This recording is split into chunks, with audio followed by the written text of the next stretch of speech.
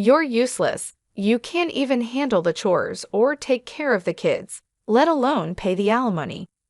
Kyle had finally shown up at the hospital 3 weeks after my traffic accident, spouting these harsh words without showing any concern for me as I lay there in the hospital bed.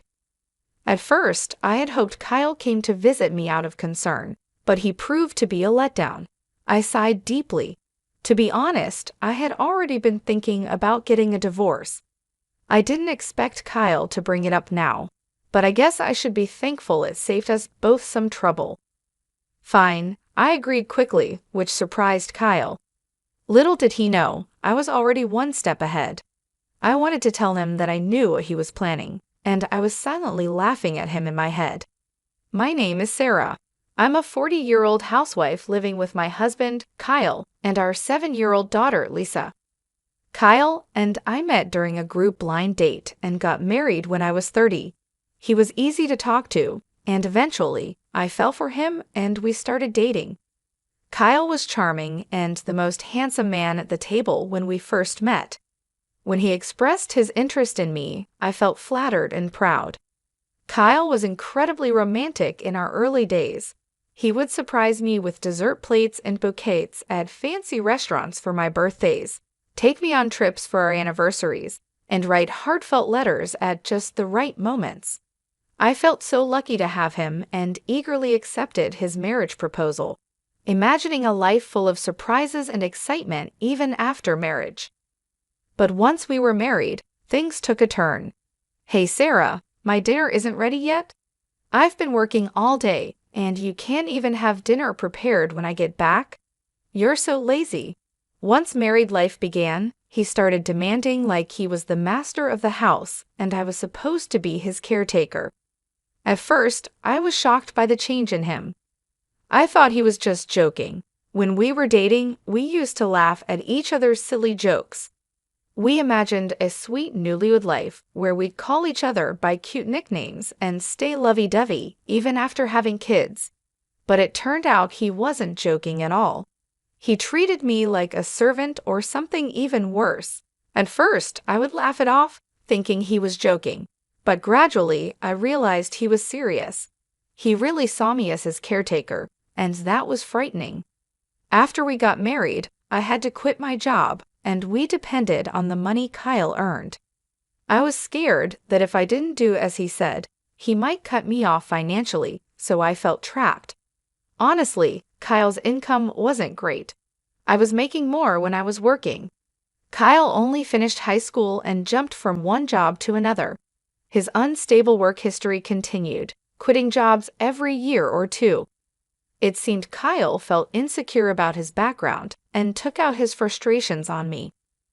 I'm sorry I got delayed with some errands, I told him once.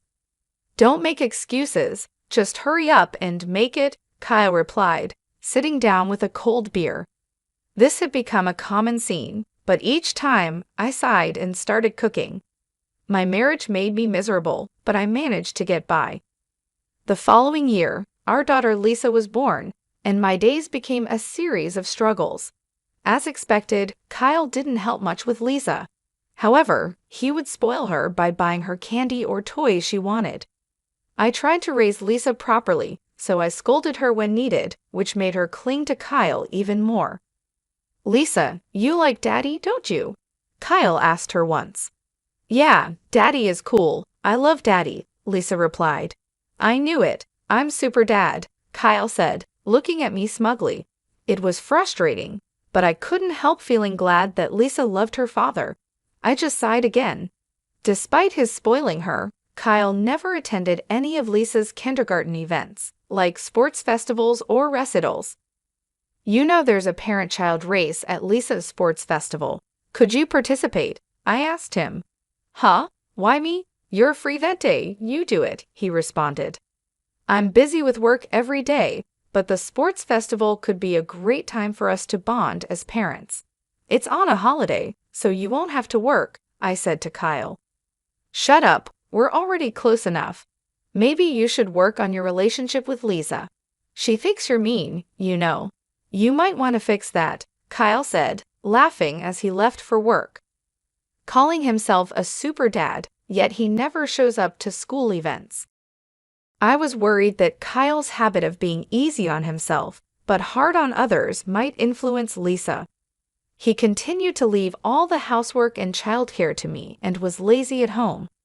Now, Lisa is 5 years old and ready to start elementary school, but Kyle was still jumping from job to job.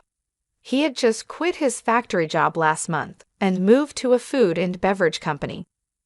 "I'll be working weekends at my new job since it's in the food industry," he said. "Looks like we'll hardly see each other then." "Can't be helped, it's work," I replied. Honestly, I was relieved because I was tired of Kyle ordering me around on weekends. Now, I wouldn't have to be nagged by him to clean the floor or serve meals quickly. But if Kyle was out on weekends, Lisa would be sad. It's better for kids to spend holidays with the whole family. "I have work, so please let Lisa know," Kyle said. I couldn't really argue with Kyle since he was the one bringing in the money. Reluctantly, I went to tell Lisa, "I'm sorry, but Daddy won't be able to go out with you on his day off."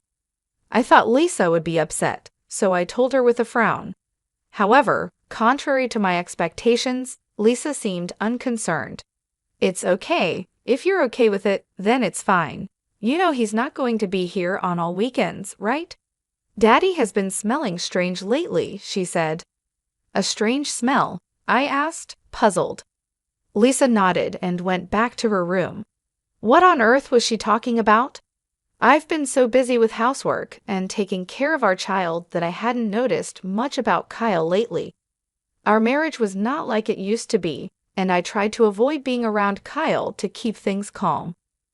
The strange smell Lisa mentioned might be from the factory, I thought. Factories often use special solvents, so it made sense that Kyle could come home with a weird smell. If that was the case, the smell would probably go away soon. Kids are really honest, which is what makes them so endearing. Despite what he said, Kyle started leaving the house early in the morning, even on his days off, which was odd. He also left every weekday. If he was working weekends, he should have a day off during the week. He left without saying anything to me, so I couldn't tell if he was going to work or not. I became curious about what he was doing, leaving so early even on his days off.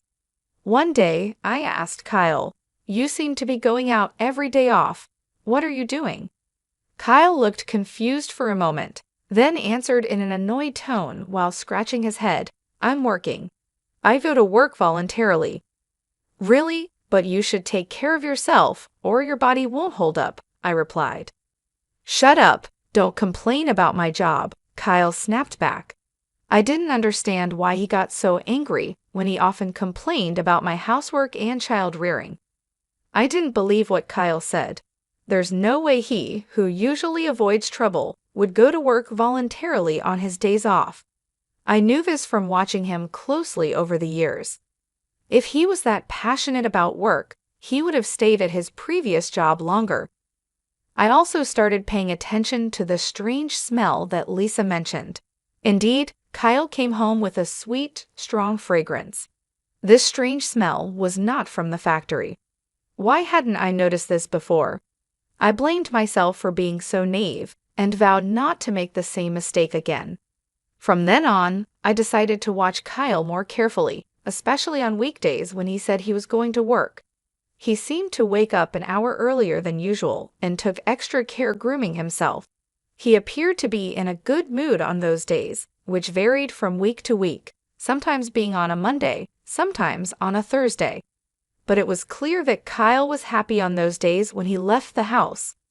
I went into his room to look for any clues. I felt like a detective searching a house.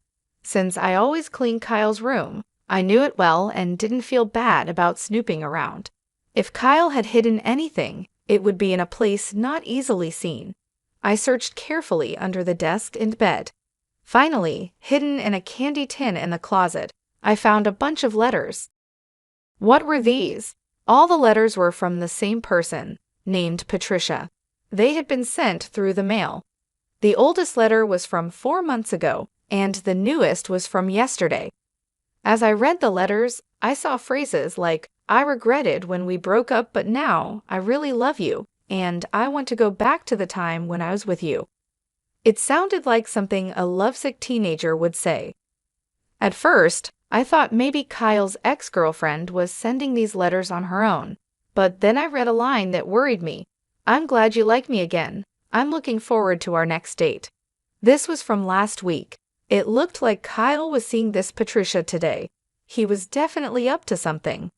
I took photos of the letters with my smartphone as evidence. I thought about taking the letters, but I didn't want to make Kyle suspicious. Even with these letters, I felt I didn't have enough proof. After thinking it over, I decided to hire a private investigator to check on Kyle. 3 weeks later, the investigator gave me the results quickly. He brought photos of Kyle and Patricia close together in the park at night, and even a recording of them saying, "I love you" to each other. I accepted the facts calmly with solid proof in hand. I went to the municipal office and came back with a divorce form. Now that I knew Kyle was cheating, I had no reason to stay with him. I planned to confront him with the divorce papers the next time something happened. I returned home and let out a deep sigh. I was acting resolved, but honestly, I was heartbroken.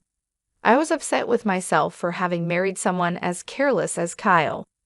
I was thinking about resting a bit before making dinner when my phone rang. "Hello, yes? Ah, Sarah, do you have time to talk?" "Yes, what's going on?" I was surprised to get a call from my father. He usually doesn't call me. "Actually, your mother and I were talking yesterday, and we're thinking about transferring our assets to you soon." "Huh? What happened?" My father ran a company that sold imported goods to Japanese corporations. I was the daughter of a big company president, but I never told Kyle about this. I thought it would make me sound boastful, especially since Kyle jumped from one job to another. We're getting old and thinking about retiring. We thought about keeping the company going but didn't want to push it onto you, our only daughter, so we've decided to step back. I see. I felt guilty about not taking over the company, but my parents respected my decision and had planned for the future. I was touched by their thoughtfulness. "We're thinking of handing over our assets to you. Our total wealth is $17 million, but we're fine with just $3 million. We've decided to give you the remaining $15 million. What? $15 million? I was shocked. That was more money than I could ever imagine earning in my lifetime. Yes, there will probably be inheritance tax, but you'll still have plenty left. You won't have to worry about living expenses for the rest of your life," Dad said. "Thank you." I expressed my deepest gratitude to my father and mother and hung up. Soon, $17 million would be coming my way. With that money, I wouldn't have any worries, even if I divorced Kyle. No offense to him, but he probably couldn't earn that much. I felt relieved and was in a daze for a while. I glanced at the clock. It was 6 p.m. I realized I needed to make dinner and checked the fridge, but there were no groceries left. I got ready to go shopping at the supermarket. My heart was light, but I had also felt a sense of urgency that Kyle might come home soon. As I was hurrying across the last crosswalk to the supermarket, the light turned green. "Watch out!" someone yelled, but it was too late. My body was already in the air, and then I hit the ground hard. The sharp pain shot through my head, and without understanding what had happened, I lost consciousness. When I woke up, I was lying on a hospital bed. The first thing I saw when I opened my eyes were my parents and Lisa. "Sarah, thank goodness," Mom said. Lisa was crying next to me. I gently stroked her head. "You were hit by a car and broke both legs. They say it will take 5 months to fully recover." 5 months. I felt dizzy thinking about being out of action for so long. From that day on, I was stuck in a wheelchair. Although the nurses took care of me, I felt frustrated and annoyed because I couldn't use my legs. During my stay in the hospital, my parents and friends visited me. My parents were taking care of Lisa now, since Kyle was always at work. I thought that was better for her. I was glad everyone visited, but Kyle never came. I started to doubt his care, thinking, Aren't we husband and wife? However, 1 week after I was hospitalized, Kyle finally showed up. Hey, feeling good? Kyle asked sarcastically. Yes, man, it's a mess at home without me, I replied lightly. Kyle always complained about my housework as soon as he spoke, showing no empathy. I sighed, thinking he would be at least a little worried about me. What can I do? I was in a car accident. I snapped back when Kyle looked at me with disdain and said, You're useless if you can't do housework or take care of the child. That's the worst, and you should pay alimony. He said such horrible things to his hospitalized wife. Initially, I had hoped Kyle came to visit out of concern, but he was still disappointing. I sighed deeply. Honestly, I had been thinking about getting a divorce myself. I hadn't expected Kyle to bring up divorce today, but it saved me the trouble of arguing. Sure, I said, and Kyle looked surprised when I agreed. Unfortunately, I know what you're up to, I wanted to say, laughing inside. Here's a divorce notice. I took out a filled-in divorce form from a bag that my mother had brought and held it in front of Kyle's face. You already had this. Kyle was briefly confused, his eyes wide, but then he took the divorce notice from me and filled in his name and address right there. I felt relieved knowing I wouldn't have to see Kyle's face ever again. I wanted to tell them the feeling was mutual, but I just watched him leave silently. Probably Kyle will remarry Patricia after the divorce. I don't know what kind of woman Patricia is, but it's sad to think she's going to marry someone as controlling and unpleasant as Kyle. I feel a bit guilty about Lisa, but deciding to leave was something I had thought about a long time ago. I promised myself I would take good care of Lisa.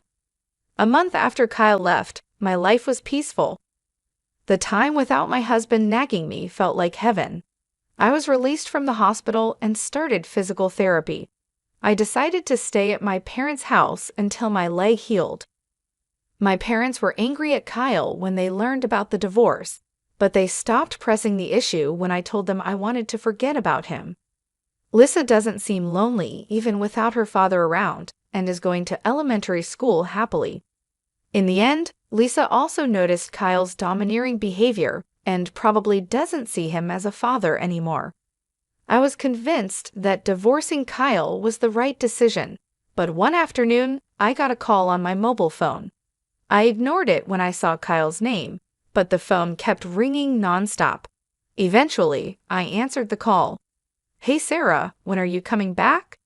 Kyle's words made no sense to me, and he sounded like he was about to start yelling. What do you mean, coming back? You remarried Patricia, didn't you? I replied. When I mentioned Patricia's name, Kyle sounded surprised and exclaimed, How do you know that? Did you think I didn't know you cheated? That's why I asked for alimony. Yes, that's right. But alimony and child support, I can't pay that. Why do I have to pay alimony anyway? You who never did the housework should be the one to pay, Kyle argued. I was shocked to hear Kyle's argument. I had asked for alimony and child support through a lawyer, but he hadn't paid yet. I knew Kyle didn't have a lot of money, but he should find a way to pay. Yet here he was, saying something ridiculous like I should be the one to pay alimony. I noticed your affair and gathered evidence. Did you see it from the lawyer? It seems that Kyle had already seen the evidence from the detective agency. That would make things easier, but him calling me was ridiculous. I wanted a divorce even before I found out about the affair because you never helped with housework or childcare, and you complained all the time. I'm not your housekeeper, you know, but it's good you're married now. You have someone else to look after you. But here's the thing, Patricia can't do housework. Before we got married, she said, leave everything to me. But once we got married, her cooking is terrible and she doesn't clean. I would have been better off with you. Marry me again. After all, you don't have any money, right? Lisa liked me too, didn't she? Kyle said, which annoyed me. What are you talking about? You divorced me and remarried. You're her partner, not my responsibility. And sorry to say, Lisa doesn't like you, and I have money. Don't lie to me. There's no way you have money. You were a housewife. You can't live without me. I had no intentions of telling Kyle about the fortune I inherited from my parents, but faced with his aggressive attitude, I had no choice but to reveal it. My parents are the CEOs. Recently, I inherited their assets. It's around $52 million in total, so I can live without working for the rest of my life. I could almost visualize Kyle gaping on the other end of the phone as he heard about this fortune. You're lying. There's no way you have such a huge amount of money. It's true. If you want, I can have my parents tell you. With that, Kyle finally seemed to believe my words and fell silent. Then he suddenly yelled, "If it's true, why didn't you tell me?" Well, I wanted to tell you, but I knew about your affair and I thought the worst of you, so I thought it didn't matter at that point. I hadn't yet inherited the assets, and there was no issue of property distribution. Kyle bit his lip in frustration. He probably never imagined I had such assets. He must be regretting that he should have never divorced me. But I didn't want to suffer his terrible behavior anymore. Can I hang up now? Please pay the alimony properly, reflect on your actions, and never call me again. Goodbye. With that, I hung up the phone. I immediately blocked Kyle's number so he couldn't call anymore. Mom, who were you talking to? Lisa walked into the room and asked curiously. Just a friend, I replied. But Lisa, do you want to go to the amusement park this weekend? Yes, Lisa smiled happily. Seeing her smile reminded me that her happiness was all that mattered to me. A few days later, I heard that Kyle had broken up with his new wife, Patricia. They argued because she wouldn't do housework, and Patricia ended up leaving him. Kyle, having been divorced twice in a short time, would probably find it hard to get married again. I hoped he would stay single for a while to prevent more people from getting hurt. After the divorce, Kyle lost his motivation and quit his job at the restaurant. He would probably find another job, but it might take him some time to get his life back on track. I felt a bit sorry for him, but his problems were his own doing. I blocked his calls so he couldn't ask me for money, and I avoided places where we used to go together. In my life, Kyle had virtually disappeared. Eventually, Kyle paid the alimony but ended up in debt. I don't know how he'll manage, but I hope he learns from his mistakes. I'm still living comfortably at my parents' house. They told us we could stay as long as we like. After my legs fully healed, I started part-time work at a local flower shop. Even though I don't need to work, I find it better to be active and leave the house. I work hard on weekdays and spend weekends having fun with Lisa and my parents. I feel more joy in life than before and want to keep living happily with the people I love. I cherish these happy moments, especially when I see Lisa's smile.